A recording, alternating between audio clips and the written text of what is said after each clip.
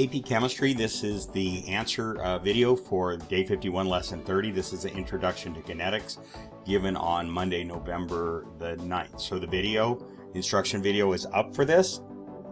And most of the questions I'm not going to answer because they're answered in the video.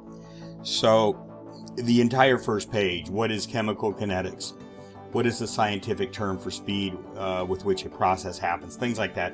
Those are straight out of the video. So you can go ahead and get those from the video. I'll help you with a few of them that I thought might either not be clear or certainly with some that involve numeric calculations. I'll help you with some of those. All right. Everything on the first page is straight out of the video. Product should be capital B there. And other than that, you can answer those from the video.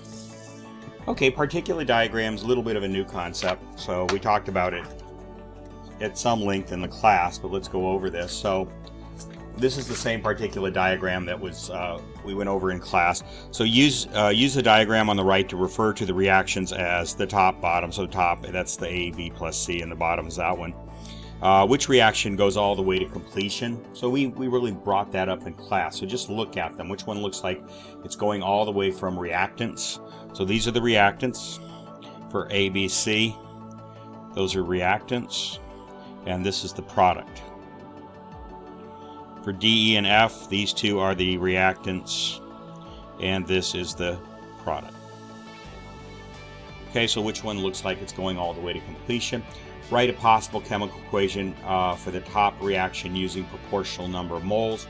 Write a possible chemical equation for the bottom. Well, since I'm asking for both, I'll go ahead and do 12 with you. It's just simply each of these particles could represent a mole. It could represent 2 moles. It just has to be proportional. So you have 1, 2, 3, 4, 5, 6 of the blue, and we'll say that that's A. You can just pick which one you want it to be. I'll say that it's A are the blue ovals. So you have 1, 2, 3, 4, 5, 6.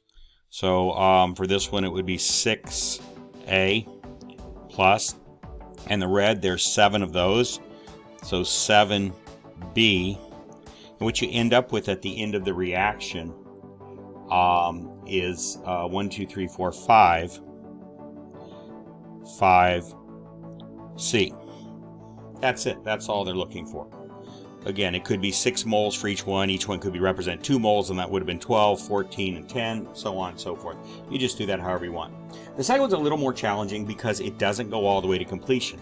So when you do number 13, you're going to have to say, okay, how many blues and yellows are used up for each of one of these green products that we have?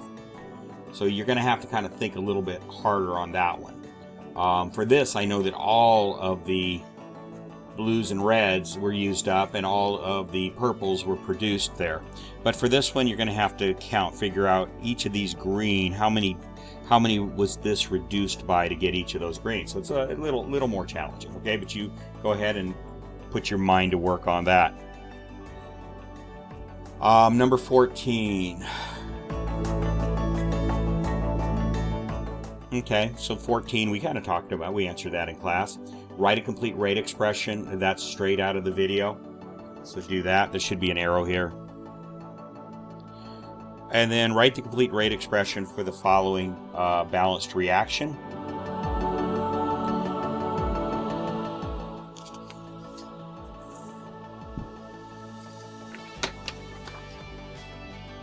Okay, and then it asks you a few rate expression questions here.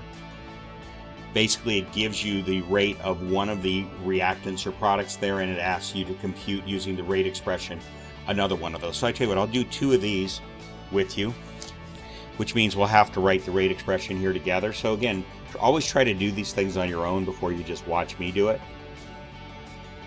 And we'll go ahead and do that. So I would pause the video, see if you can write the rate expression for this.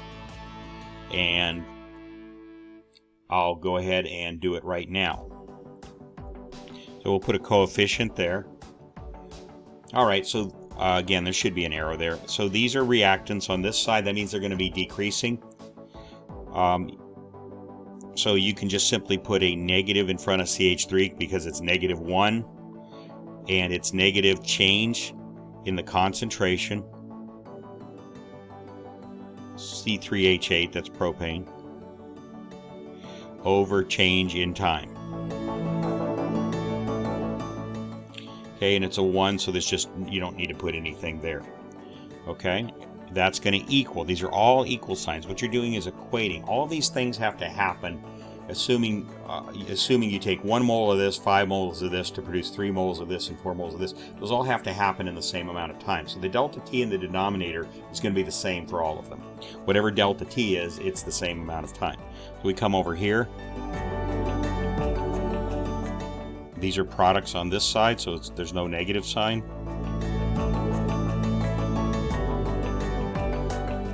Okay, and that's what that should look like.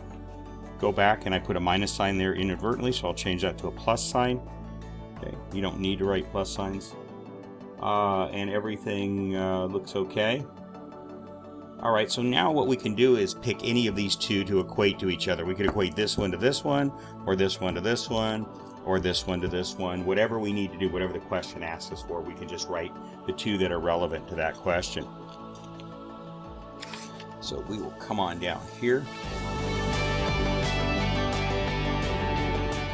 And I'll go ahead and do A and C here. Okay, so at the rate of consumption of O2, there it is right there, and that is being consumed, it's on the reactant side, is this. What is the rate of production of CO2? So again, I don't get bogged down in the minus signs and plus signs. It's got to be a positive number. Just remember, a rate has to be positive at the end. So what I'm going to do is I'm going to write, first of all, what we have here. Okay, and what it wants to know is the rate of production of CO2, which is on the product side. Okay, and what they gave us this. So this is simply going to be substituted for by that. So I'm going to go ahead and remember there's an implied negative here. So that's just going to wipe out this negative. So it basically becomes this. Again, you just remember it's got to be a positive value.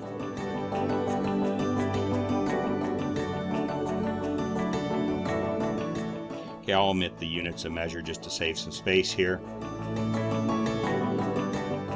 Okay, so what we're trying to find is this. So it's just a simple algebra problem.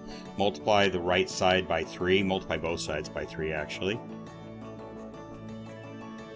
Okay, and these cancel. And so your answer is going to be 3/5 of that. All right, 3 over 5 times 4.6. I'm just going to write it back over here where I have some space. Do that on your calculator.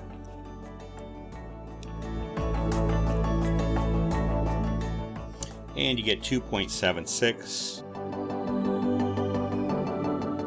So that would be the rate of production.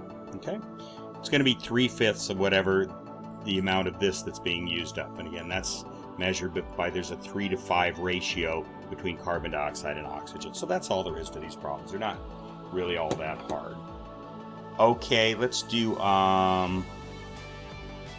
C, and then I'll have you do B and D. Rate of production of H2O is this. What is the rate at which O2 is being consumed? So again, it's asking for O2. Why don't I go ahead and do D since it's not the same thing? Okay, so production of CO2 is this. What is the rate of consumption of C3H8?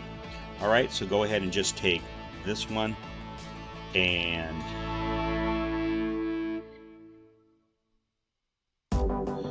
I'm sorry, this one and this one. Okay, these two. And just copy them down here.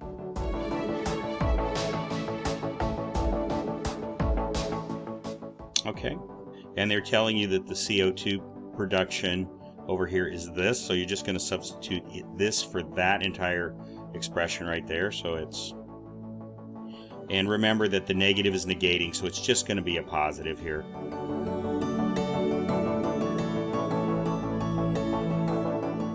Okay, and you can't see what I'm writing. There you go, sorry. Okay, so I just plugged in for this, just substituted for CO2, that's what they said it was, so you just substitute that, so you have 1/3 times 9.8 times 10 to the -7th, and That's all there is to that. Okay. Alright, so that's what you're going to get. Again, all you're finding out is what is the speed. I'm off screen again.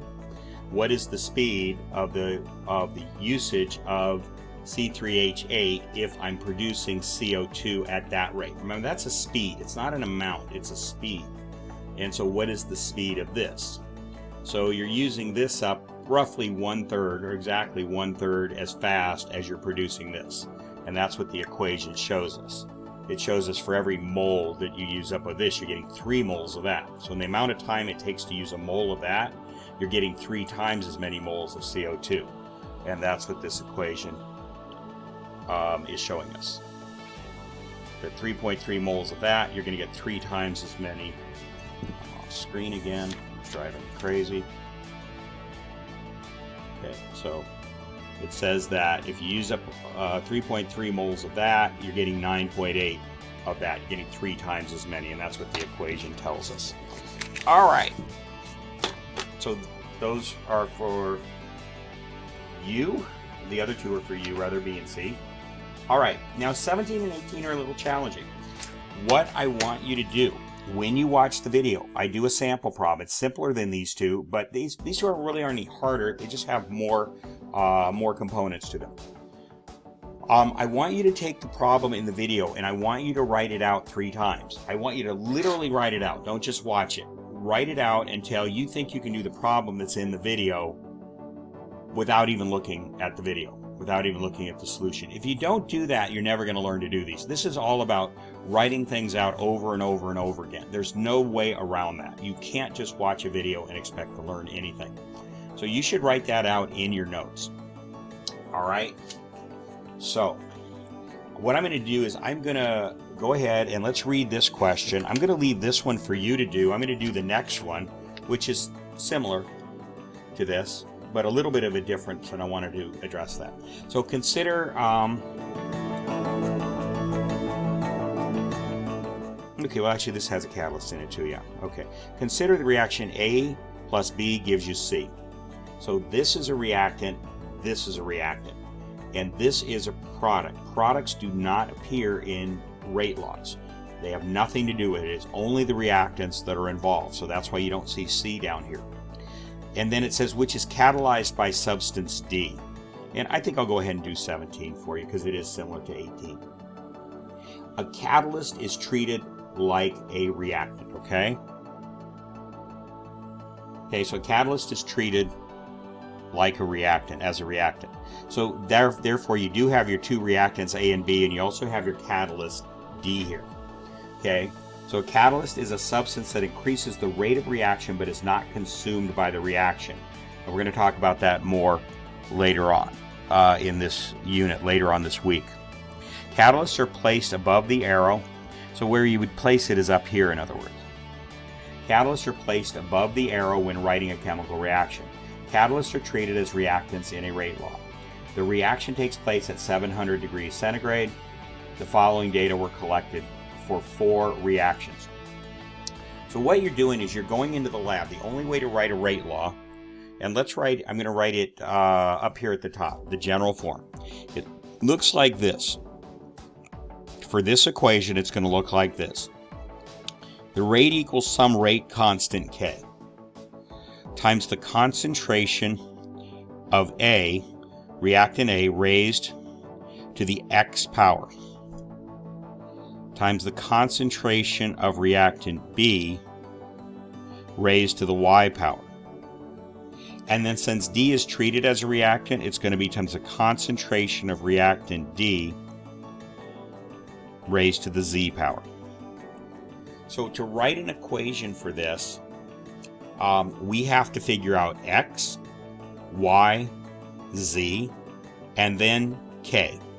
And once we have those 4 parameters here, then we can plug in different values of A, B, and D and figure out, and knowing K, we can figure out how fast that reaction is going to run with exactly those concentrations of A, B, and D. So the concentrations may or may not affect the speed of the reaction. They usually do, but we can figure it out based on that. So we're going to figure out K, X, Y, and Z. So how do we do this? You can't do it by looking at the chemical reaction, okay? I didn't even really give you a real chemical reaction here. What you do is you run a reaction, and you say, okay, I'm going to put in a concentration of 0.3 molar of A, 0.1 molar of B, and 0.05 molar of D. And when I put in those exact concentrations, the rate is 1.5 times 10 to the negative 2, and that should be molar per second. Again, molar per second is a speed, it's a rate, it's how fast the reaction is running. So you're using up, in other words, 1.5 times 10 to the minus 2 moles per liter per second, molar per second. Okay, now you do the same reaction again. You keep the concentration of A the same, 0.3. You change the concentration of B, and you keep the concentration of D the same. And when you do that, you find that you get the same speed. Okay, that's not always going to be true, but it was here. Now you do the same thing. You run the reaction again. This time you double the concentration of A. You put the concentration of B at 0.1, and you keep the concentration of D at 0.05. And now it's running faster. It's running at 3.0 times 10 to the minus 2. That's twice as fast it was running before. And again, it's molar per second. If you can't read that, it's capital M over S. Okay, finally we're going to change the concentrations here, here, here, and we're going to get that speed of the reaction, that rate of the reaction. So what we're trying to do is use those data points to figure out what K, X, Y, and Z are. That's the way equations are formed. You have data points that you get from the real world, and you use the pattern in those data points to figure out an equation. You have to know the form of the equation. You had to know that it had a form of K out here and an X and a Y and a Z in order to do that. But if you know that, you can use the data points to figure out the form of the actual equation for this particular reaction. Okay, so let's answer a few questions down here. Write the complete rate law for the reaction at 700 C. Okay, so that's really kind of our end, but really what it was this up here. Okay, that's the general rate law. Okay, what we're trying to do is come up with all of these. So this is kind of what we're shooting for here, but we're looking to find answers to that. What is the significance of the 700 C? Okay, you might be fooled into thinking that's a number you have to use in the calculation. It is not. It simply means that you have to be at a constant temperature.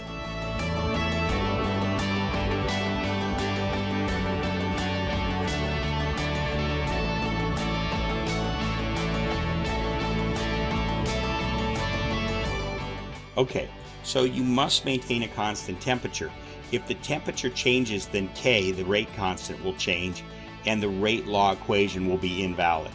So K, the rate constant, is a way of kind of working temperature into this equation. You don't really put T in. You don't put T in anywhere in it. You don't see T, temperature, anywhere up here, but it's incorporated into the rate constant. Generally, and almost always, the higher the temperature, the faster the molecules or particles are moving, the faster they smash together, the more frequently they smash together, and the faster the reaction takes place. That's what a chemical reaction is. It's particles, reactants smashing together, breaking apart, and recombining as products.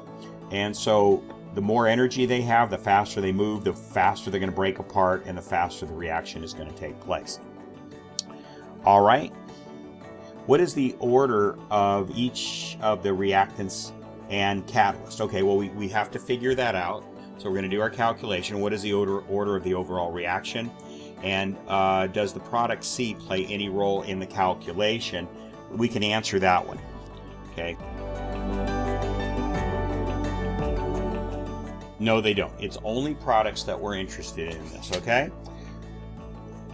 All right. So here we go. I'm going to go ahead and we're going to go ahead and calculate this. Let's see, I'm going to have to move the paper up and down a few times here, so get ready for that. Okay, so the way we do this is we pick which of the reactants we want to work on first, and we might as well do it in order. We'll start with A. So if we want to know how A affects the rate of the reaction, we need to isolate it. That's what you do in any good experiment. You isolate the variable that you want to study. So we want to study A, and we want to know how it affects rate. So what that means is we need to find equations, two equations that hold B and D constant, that they don't change. So see if you can find two equations that hold both B and D constant, but where A changes. Okay, so I'll give you a second, think about that.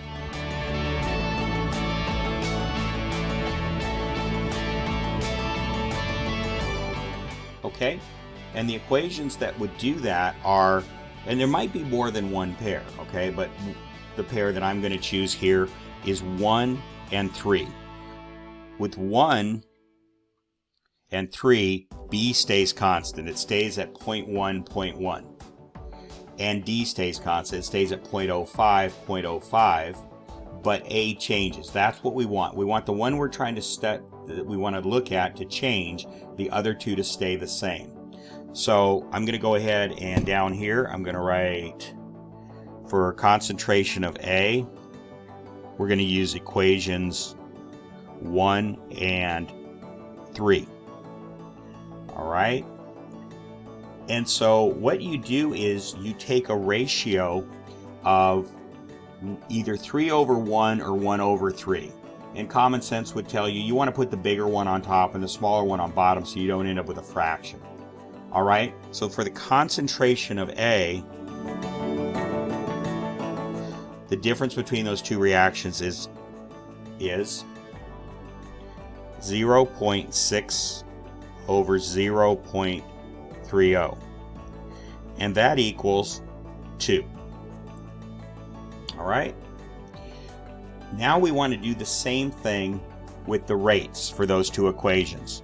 So since we did 3 over 1 here, we need to do 3 over 1 here. Okay, and so we'll go ahead and we'll do that. So for the rate for this one,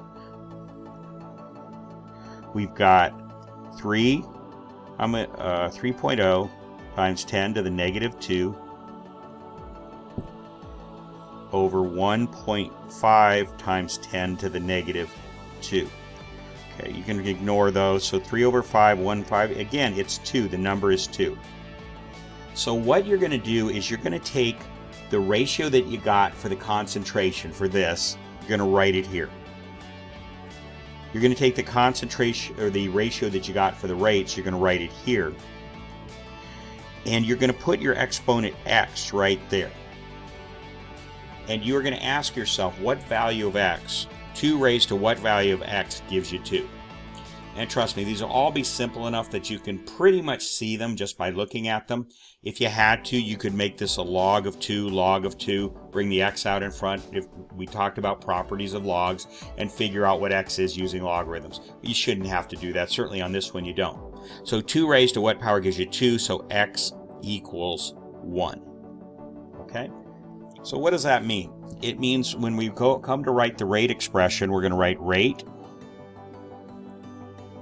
equals, and I'm going to write it very lightly because I'm going to erase this later on, K, concentration of A raised to the first power. You don't have to write the 1, exponents of 1, you know you don't have to write, but I'm doing it to emphasize where that goes and what we're dealing with here, okay? Okay, next up, I am going to do B. And we're going to figure out what this exponent up here, the y is, that's the exponent for B.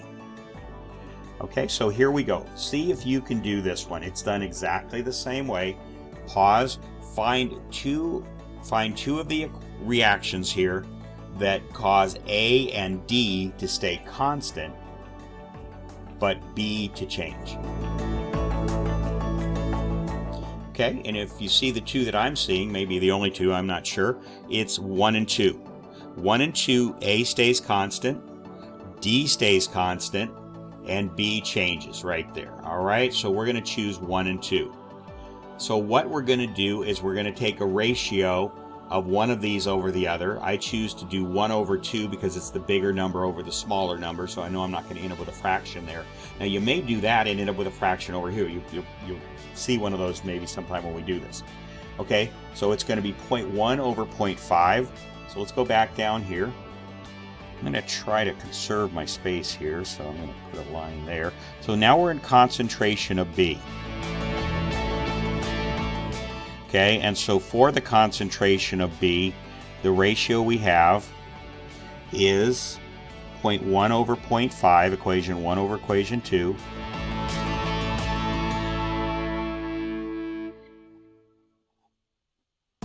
And that equals 2.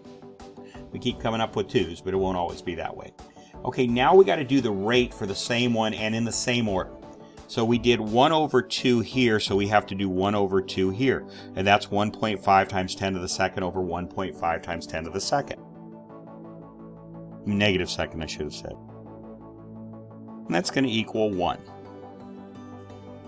Okay? All right, now what do? You take the concentration, that goes on the left, and the ratio that you got from the concentration, and the ratio you get from the rate, that goes over here, and you raise that to the y power. Okay? So 2 raised to what power gives you 1? I hope you all know this one. You should. The answer to that is going to be y equals 0. 2 to the 0 power equals 1. So that means the reaction is 0 order in B.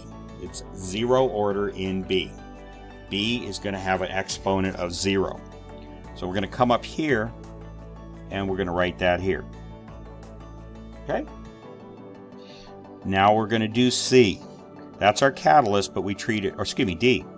C is the product, and you don't involve that at all. But the D right here, that's the catalyst, but you treat it just like a reactant. Okay, so we're trying to figure out what that Z is right there, what that exponent's going to be.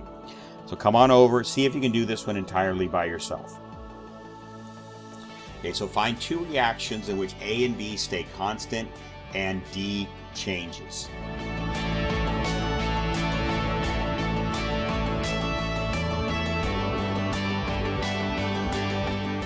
Okay, well, the only one I see is 1 and 4.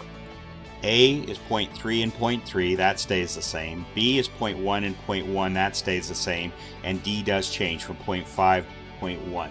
So that's it. So it's going to be 1 and 4.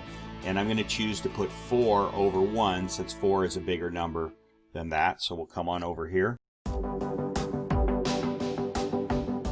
Okay. And now we got to do the same with the rate. And we chose to put 4 over 1. So we've got to put this one 4 over this rate 1. You got to do it in the same exact order. Okay, so that's 3.0. Okay, so in both cases you got a 2 to 1, or a 2 ratio rather, I should say.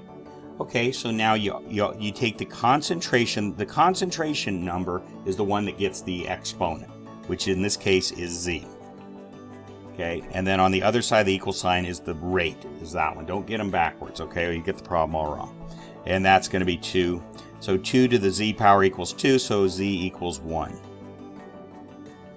All right, so we come on up here, and we write a 1 right there. All right, good.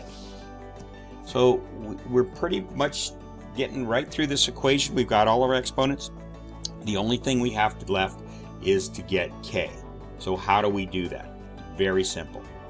You pick any one of the reactions. It doesn't matter which one. They should all give you the same answer for K. And in any one of the reactions, let's just take number 1.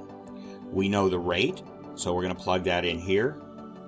We know the concentration of A, we're going to plug that in here. B, we're going to plug that in here. And D, we're going to plug that in here. So in other words, we know everything in this equation except K, and so we're going to solve it for K. So I'm going to go on the back side because I'm out of paper down at the bottom, and I'm going to rewrite the reaction here.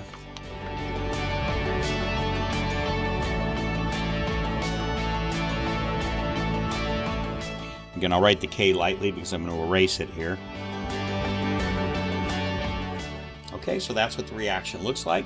So now we're going to go ahead and replace these. We chose equation 1. Again, you could have chosen any of the 4 equations, plugged in the numbers. It should give you the same answer. So we're going to come down here, And number one, it's 1.5 times 10 to the minus 2 is the rate. I'm not going to put units of measure in quite yet, okay? I'm going to show you something about units of measure that was in the video, and I think it was in this video. If it's not, it's going to be in the next one. Okay, and that equals, okay, and this is going to be A, which is 0.3. We're using equation 1. By the way, when you're doing math, you should use parentheses, not brackets. Okay, and it's to the first power, but we don't need to write that. And then B, because if you do brackets on a calculator, it will not compute. It needs to have parentheses. B is 0.1. And I'm going to write to the 0 power.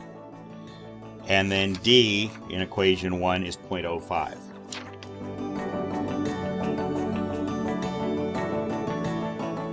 All right? Well, one thing we know right away is 0.1 to the 0 is 1. So we can kind of eliminate it, because 1 times these things is just going to be these things right there, right? Okay, so what we're going to do is we're going to do that, and then we're going to divide both sides by these numbers here. Okay, so what you end up with is this.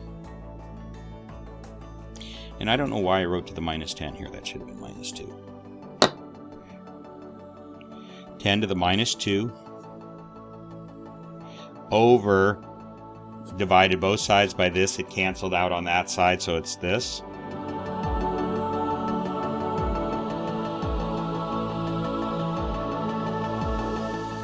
And that equals K. All right. And so you may remember we talked scientific notation. If you have a scientific notation number and then numbers that are not, you just deal with the coefficient here. So 1.5 divided by this, and we'll go ahead and do that. And then it'll be that times 10 to the minus 2.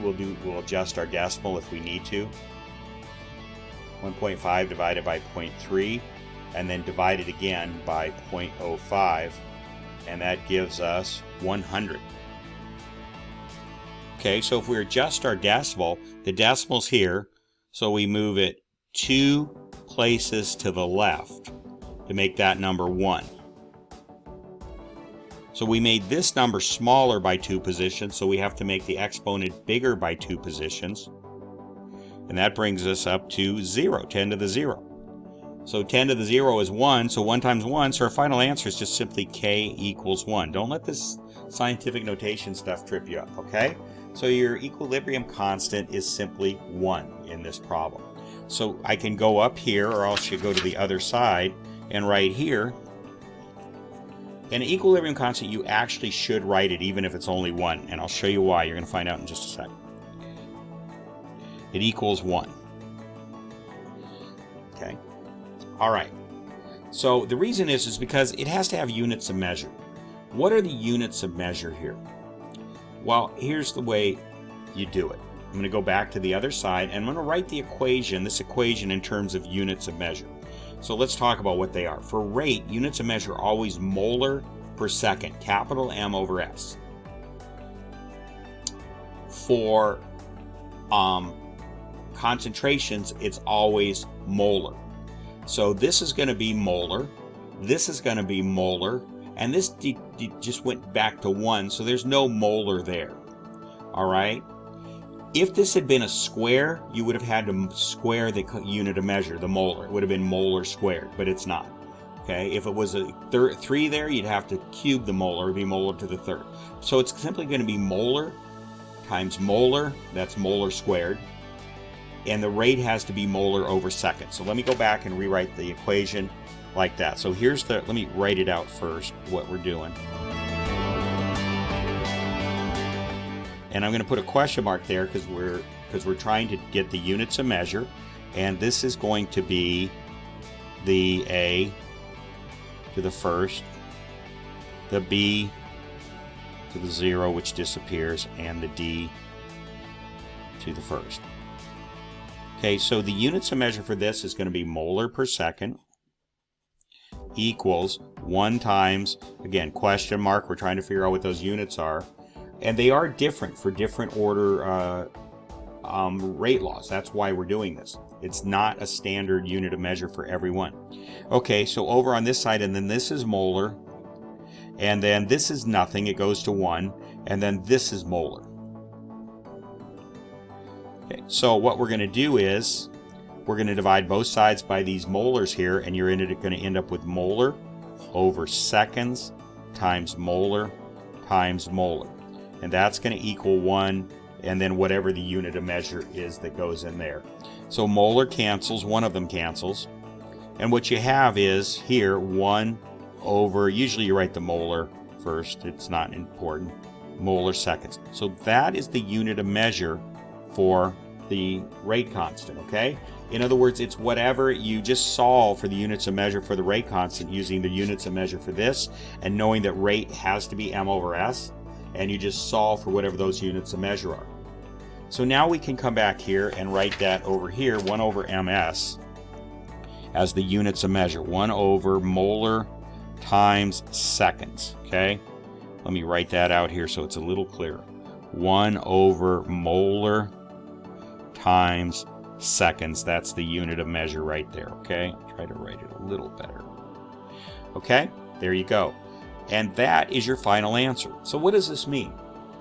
Well, here's what it means. It means if you took any of these others and you plugged in 0.3 for A, we derived this using reaction number 1. But if I took 0.3 and put it in there, 0.1 and put it in there, 0.1 and put it in there, and they did the calculation, I should end up with that rate right there. If I took 0.6 and put it in for A, 0.1 and put it in for B, and 0.05 and put it in for D, did the calculation, I should end up with this, 3.0 times 10 to the minus 2. And you can test it, and you can check your work that way by plugging in some of the other equations and seeing if they do give you the correct value for rate, okay? So that is how you do this, all right? So I want you to study this example, write it out several times if you need to. That's the key to getting good at this. Don't just watch me do it, and don't just try to do it once. Go ahead and write it out several times. Now let me answer the last couple questions here. What is the order of each of the reactants? So A is 1, B is 0, and what 0 means is it doesn't matter what your concentration of B is, it's not going to change the rate of the reaction. It has no effect on the rate. Whereas if you double A, if you double the concentration of A because it's first order, it'll double the rate of the reaction. And for D, that's the catalyst. And if you doubled the concentration, it's also first order. If you double the concentration of D, you would double the speed or the rate of the reaction. Okay, what is the overall order of the reaction? It's adding these numbers, 1 plus 0 plus 1, so it's second order. Okay, so let me see if I can't show you the back at the same time. I can't show you this whole page at the same time. But anyway, you got that. It's on the video. And so go ahead and do 18. It's just like that. And it also has a catalyst, all right? Okay, so we'll continue on. Try to get this assignment done today, Monday. And I'm going to get the others up very quickly later tonight, okay, for the rest of the week. All right, have a good day. We'll see you on the next assignment.